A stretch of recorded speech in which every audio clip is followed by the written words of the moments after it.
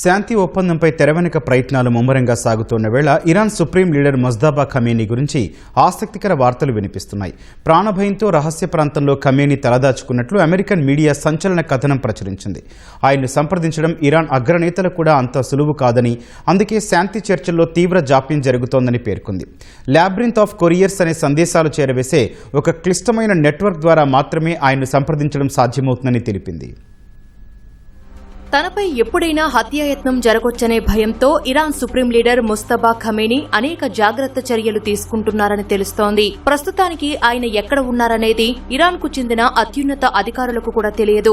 ఆయనను సంప్రదించాలంటే అత్యంత రహస్యంగా పనిచేసే లాబ్రింత్ ఆఫ్ కొరియర్స్ అనే సందేహాలు చేరవేసే ఒక క్లిష్టమైన నెట్వర్క్ ద్వారా మాత్రమే సాధ్యమవుతుందని CBS న్యూస్ తెలిపింది. లాబ్రింత్ ఆఫ్ కొరియర్స్ విధానంలో బహుళ అంచెల్లో నమ్మకమైన అధికారులు ఉంటారు. డిజిటల్ పరికరాలు, ఇంటర్నెట్ వినియోగం ఉండదు. మొదటి వ్యక్తికి మూడో వ్యక్తి ఎవరో, ఎక్కడ ఉంటారో తెలియదు. అలా సమాచారం చివరి వ్యక్తికి చేరడానికి చాలా సమయం పడుతుంది. అమెరికా ఇంటెలిజెన్స్ అధికారుల ప్రకారం ట్రంప్ అధికార యంత్రాంగంతో ఇరాన్ అధికారులు జరుపుతున్న చర్చలకు ఈ రహస్య నెట్వర్క్ ఒక పెద్ద కమ్యూనికేషన్ అడ్డంకిగా మారింది. వాషింగ్టన్ నుంచి ఏదైనా కొత్త ప్రతిపాదన పంపినప్పుడు అది ఖమేనీకి చేరడానికి, ఆయన నుంచి తిరిగి సమాధానం రావడానికి చాలా రోజులు పడుతోందని తెలుస్తోంది. శాంతి ఒప్పందం ఆలస్యం కావడానికి ప్రధాన కారణం ఇదేనని అధికారులు చెబుతున్నారు.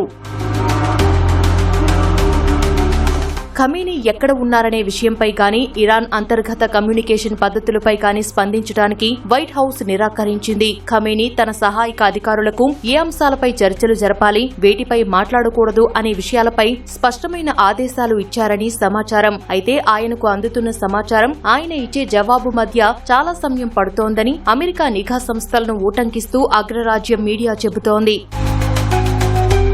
అమెరికా ఇజ్రాయెల్ ఆకస్మిక దాడుల్లో ముజ్తబా ఖమేనీ గాయపడ్డారు. అప్పటి నుంచి ఆయన బహిరంగంగా ఎక్కడా కనిపించలేదు. అమెరికా ఇజ్రాయెల్ దళాలు చాలా మంది సీనియర్ ఇరాన్ నాయకులను హతమార్చాయి. అందువల్ల ఇరాన్ నేతలంతా ఇప్పుడు బహిరంగంగా తిరగడం మానేసి అత్యంత భద్రత కలిగిన బంకర్లలో వారాల తరబడి గడుపుతున్నారు. ఒకరితో ఒకరు నేరుగా మాట్లాడుకోవడానికి పడుతున్న ఇబ్బందులను చూస్తుంటే ఏదో సిట్కామ్ అనే టీవీ షో చూస్తున్నట్లు ఉందని, వారు తీవ్ర నిరాశలో ఉన్నారని ఒక అమెరికా అధికారి వ్యాఖ్యానించారు.